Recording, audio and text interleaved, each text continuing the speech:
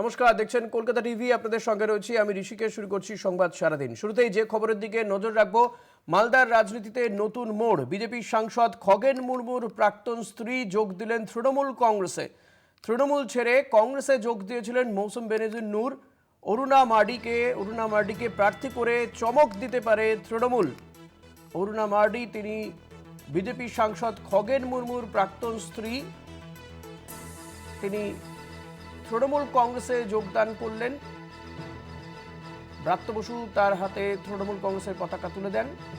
অরুণা মার্ডি, তিনি তৃণমূল কংগ্রেসে যোগদান করার পরে কি বলেছেন শোনাবো আপনাদের। আমি আজকে মালদা থেকে এসছি তৃণমূল কংগ্রেসে জয়েন করতে। দিদির নেতৃত্বে, দিদির কাজ আমার ভালো লাগে। অভিষেক বাবুও তাদের নেতৃত্বে, তাদের কাজের জন্য আমি এতদিন সিপিএম এর হয়েও কাজ করেছি। যদিও কোনো আমি মানে ফ্রন্ট পেজে কিংবা কোনো দায়িত্বে ছিলাম না, সেরকম মহিলা সমিতি করেছি, আপনার বিজেপির হয়েও কাজ করেছি।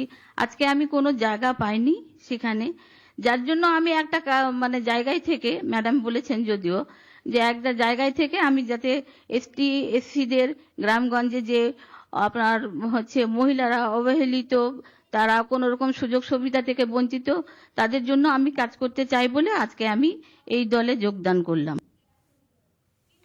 মালদা উত্তরের সাংসদ খগেন মুর্মু তার প্রাক্তন স্ত্রী, তিনি তৃণমূল কংগ্রেসে যোগদান করেছেন। দেবাশিস সেনগুপ্ত রয়েছেন আমার সঙ্গে টেলিফোনে। দেবাশিস, নিঃসন্দেহে মালদার রাজনীতিতে এক নতুন মোড় বলা যেতে পারে, কারণ কিছুদিন আগে আমরা দেখেছিলাম যে মৌসুম বেনজির নূর তিনি তৃণমূল কংগ্রেস ছেড়ে কংগ্রেসে যোগদান করেছেন। আজকে মালদা উত্তরের সাংসদ খগেন মুর্মু তার প্রাক্তন স্ত্রী, তিনি তৃণমূল কংগ্রেসে যোগদান করলেন। রাজনৈতিকভাবে কতটা গুরুত্বপূর্ণ? দেখো, যথেষ্ট গুরুত্বপূর্ণ কিন্তু আজকে এই অরুণা মার্ডির যে তৃণমূল কংগ্রেসের যোগদান। কেন জানো, এর আগে কিন্তু তিনি বামপন্থী রাজনীতি করতেন। খগেন মুর্মুর পাশাপাশি তিনি কিন্তু তার রাজনৈতিক সহযোদ্ধা বলা যেতে পারে তার এই প্রাক্তন স্ত্রী অরুণা মার্ডিকে।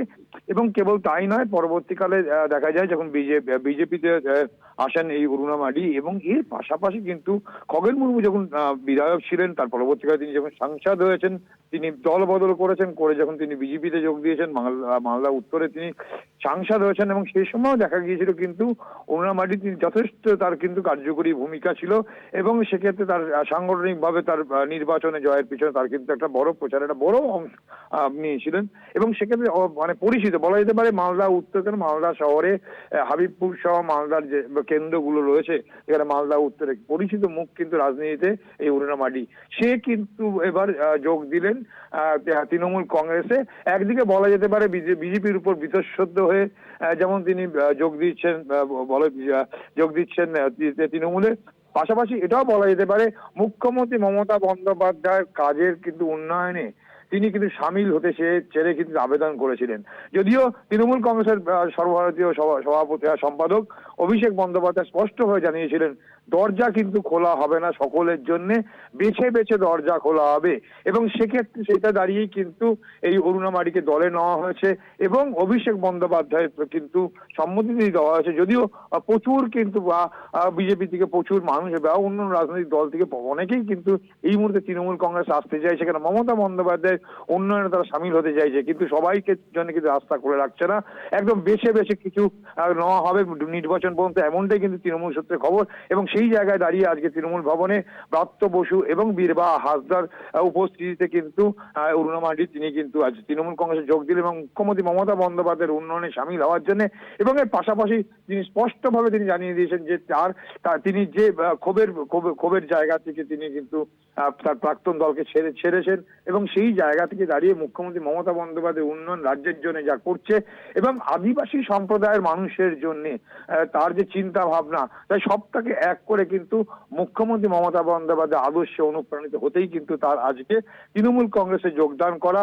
এবং আগামী দিনে তিনি কিন্তু তৃণমূল কংগ্রেসের হয়ে যে দায়িত্ব তাকে দেবে না কেন, সেই দায়িত্ব তিনি সঠিকভাবে পালন করবেন এবং ভালো মতো পালন করবেন। এবং তৃণমূল কংগ্রেসও বিশ্বাস করে যে অরুণা মার্ডির মতো একজন দক্ষ সংগঠক, তিনি কিন্তু তাদের দলকে আরো বেশি সংগঠিত করতে এবং সুসংগঠিত করতে পারবেন এবং সংঘবদ্ধ করতে পারবেন, দলকে আরো বেশি শক্তিশালী শক্তিশালী করতে পারবেন।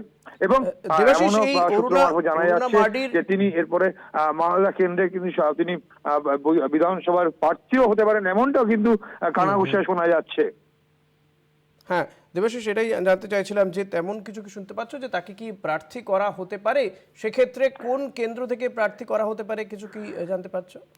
দেখো, এখনো পর্যন্ত যতদূর জানা যাচ্ছে, এর আগে তোমায় যেটা বলছিলাম যে তিনি এর আগেও যখন রাজনীতি করতেন, সেই বামপন্থী রাজনীতি করতেন, এবং এর পাশাপাশি হাবিবপুর ছিল খগেন মুর্মু, অর্থাৎ যার তিনি প্রাক্তন স্ত্রী, সেই খগেন মুর্মুর বিধানসভা কেন্দ্র ছিল, যেখান থেকে তিনি বামপন্থী রাজনীতি করবেন, সেখান থেকে তিনি বিধায়ক ছিলেন খুব সম্ভবত, যদি কোনো ভুল না হয়।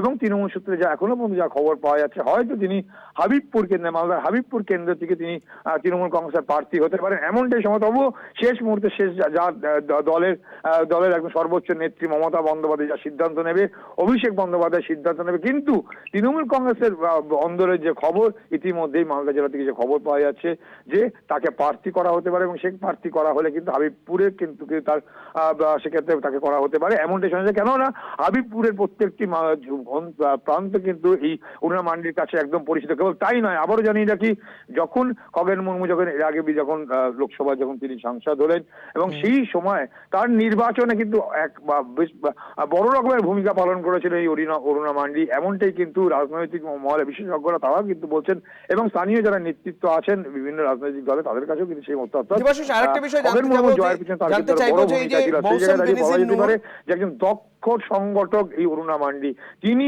মুখ্যমন্ত্রী মমতা বন্দ্যোপাধ্যায়ের আদর্শে অনুপ্রাণিত হয়ে তিনি কিন্তু তৃণমূল কংগ্রেসে যোগ দিচ্ছেন। আগামী দিনে তৃণমূল কংগ্রেসের মনে করছেন যে আরো তাদের দলকে তৃণমূল কংগ্রেস আরো বেশি শক্তিশালী করবে, যদিও একদম যথেষ্ট শক্তিশালী দল, এবং সেই জায়গায় দাঁড়িয়ে দলকে আরো বেশি।